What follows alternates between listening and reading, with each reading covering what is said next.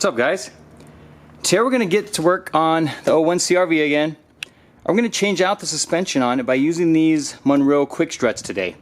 And alongside with the quick struts, I'm going to install some slightly used ASR lift spacers on the rear only. I'm using a 1 inch, and I'm just trying to eliminate some of the natural sag that comes with our CRVs. And since I'm doing the quick struts at the same time, I figured it'd be a lot easier just to install these once I put on the rear strut. Now, if you're curious why I'm using these, I wanted to try something different. I've never used one that's already put together. Another reason, I hate using spring compressors. They are such a pain sometimes, especially on this front. Like, see how tightly wound this is? And once I get the front one removed, I'll show you that one also. I don't know if there's enough room to get the spring compressor in there. It could just be a lot more work than what it's worth. These Monroe ones seem to be, I've been reading reviews online, they seem to be really good. People seem to like the way they perform and hold up and longevity. So I figured I'd give them a shot. I've never used one like this, and we're going to definitely see how those feel today. Now, before getting started, let me move the CRV out. I want to get a measurement of the front and rear. That way I can see after everything's settled. I want to see what kind of difference the lift spacers have made in the rear, and it possibly affected the front just a little bit since it'll raise the rear of the car. Now, the front suspension at stock height looks like just a hair more than 29 inches off the ground. And the rear, maybe just a tad below 29 inches. And as you noticed, the last few videos I've been doing a lot of work on my CRV. I'm just continuing that process. I want to try getting everything set up. That way it's a comfortable daily driver and a reliable daily driver. That's what I'm shooting for. That way I have no issues with it and I can just drive it for hopefully a handful of miles to come. So I'm gonna get started with the front.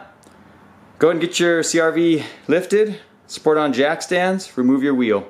First thing you want to remove, 14mm bolt on the back of the fork, and on the bottom, 17mm bolt on the base of the fork through the control arm. 17mm bolt head, and the nut is right there. Get both of those removed.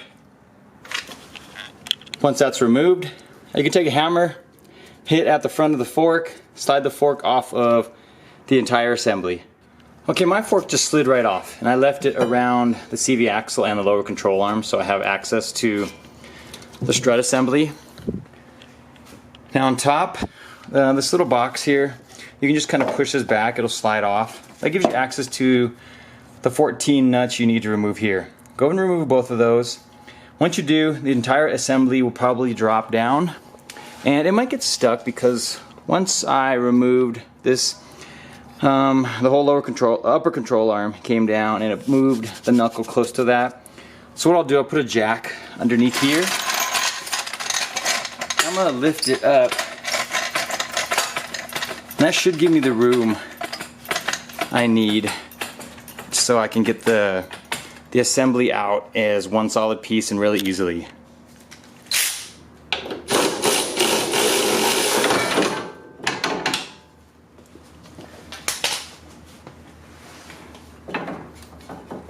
Okay.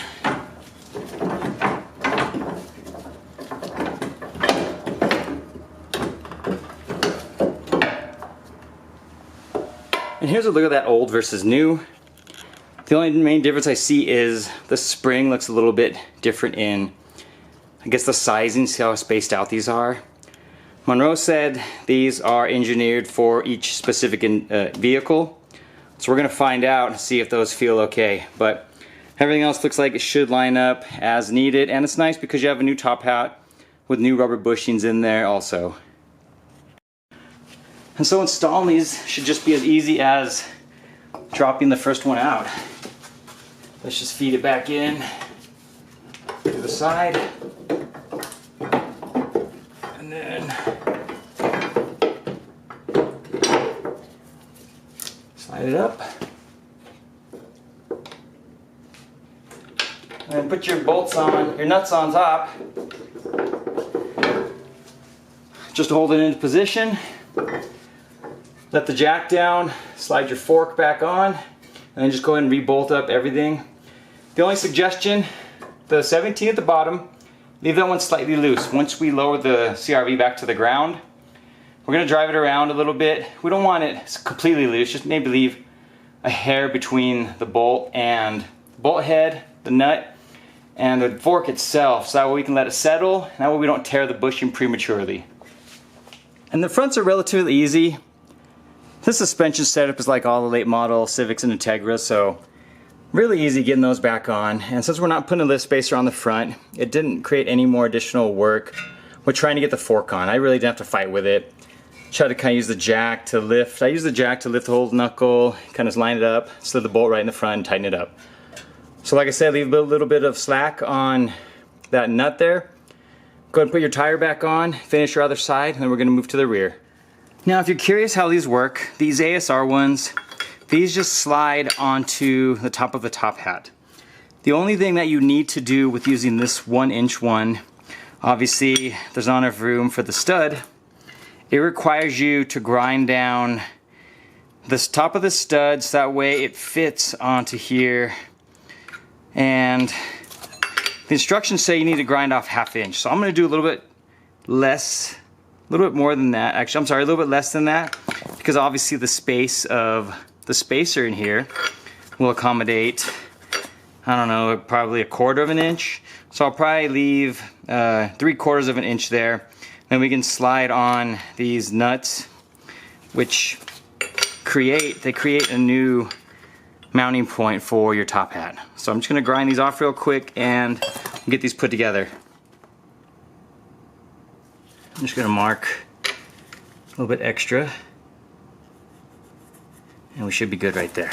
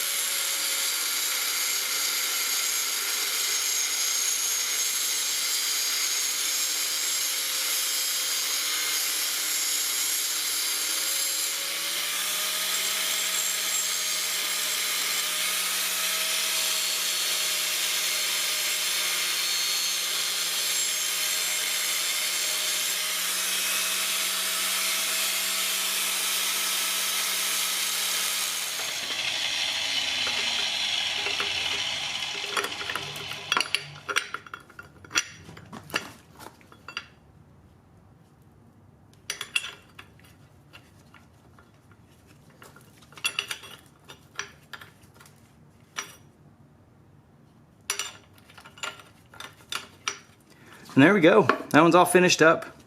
The nice part is that since I only ground off a little bit, like if I ever remove these, they will still function like a normal top hat. There's still enough thread for you to get the nut on top if that is something I need to do in the future. Now I have an all-wheel drive model, and I don't know if that differs on a 2-wheel drive. I'm pretty sure this lower control arm and the sway bar are all the same back here. But looking at it,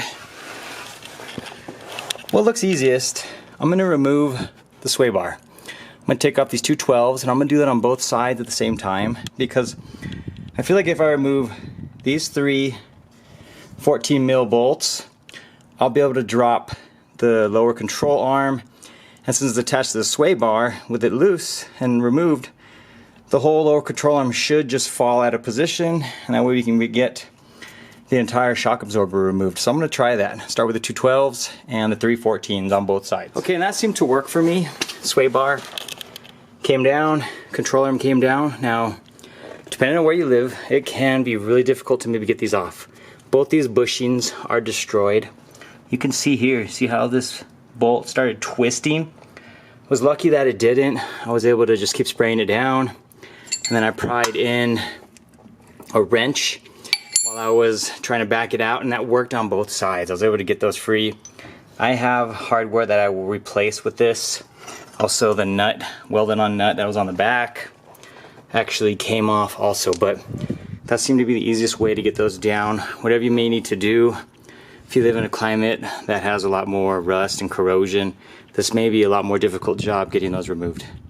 And here's a little bit of carnage for how both of those didn't survive. You see how the bolt was kind of getting stuck in here, and it just kind of spun it loose and destroyed the bushing. So luckily the bushings on the new The new quick strut are already inside there, so you don't have to worry about saving these like on a traditional Civic or Integra lower control arm. And now at the top of the strut assembly, if you pry the bottom of these, you can lift it up. There's a pressure clip there, that's what was holding it in the bottom. Remove the two 14 mils and you can drop the strut assembly. If you have someone with you, great. Have them hold the shock up while you put the nuts on top. If not, just supporting it with a hydraulic jack, and I'm gonna go ahead and tighten the two nuts on the top of the top hat. What I will do next is attach the assembly to the LCA. Now it's in, but it's not tight all the way. I did that on both sides. Okay, what I found easiest, I already got the passenger side hooked up, is with all this loose, you can kind of just guide this one into position. Then get it tightened.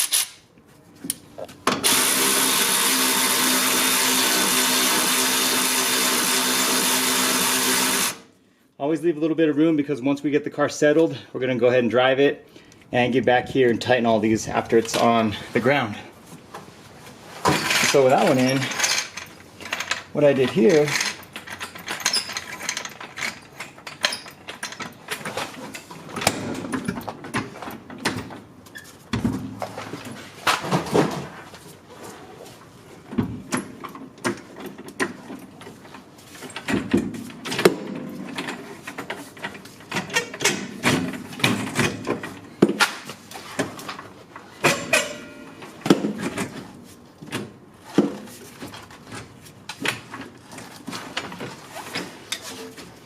and then just kind of line it up.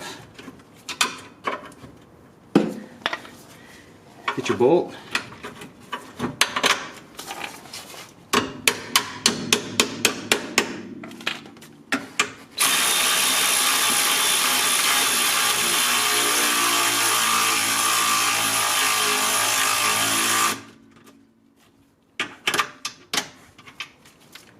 And then tighten that one as well. So all three are still a little loose, but now everything is back on. So now we can just kind of line the sway bar back up. I have to drop this and go ahead and bolt up your sway bar and you're done. And that wraps it up, guys. Go ahead and put your tires back on, wheels and tires back on, get it lowered, and take it for a drive, maybe like 1 or 2 miles. Come back to the house, tighten up the 14 mils on the rear LCA. And on the front, tighten up the 17 millimeter, the bolt and the nut for the forks, and call it a day. I will get you some measurements after I've driven it for about a week. I want to let everything settle, and we'll finish up the video then. And here's a look how it sits about 2.5 weeks later, guys. I've been daily driving it, and those springs that are on those quick struts, they feel like stock. I have no issues with it whatsoever. It has restored my ride quality at the front. I don't know if you can see it in this picture. It does look like it sits a little bit higher in the back. Usually when people say they lift the rear, the front slightly lifts. Let's get out there and measure it real quick. I want to see what the differences were. It was 29, actually front and rear before on my CRV. You know, that's just right barely above 29, so it looks like it's really similar to how it was before.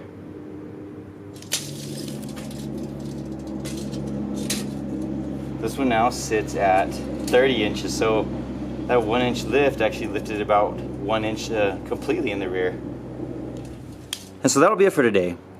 Hope you guys enjoyed the video, hope it helped you guys out. I think for my future plans, I'll probably end up getting another 1 inch lift spacer and throw it on the front. I'd like to have it a little more evened out.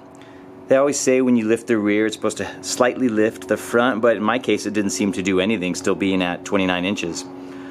But once I do that, I'll keep you guys updated, make a small video on it, possibly get some different wheels and tires, but you'll see it then. See you guys next time, take care.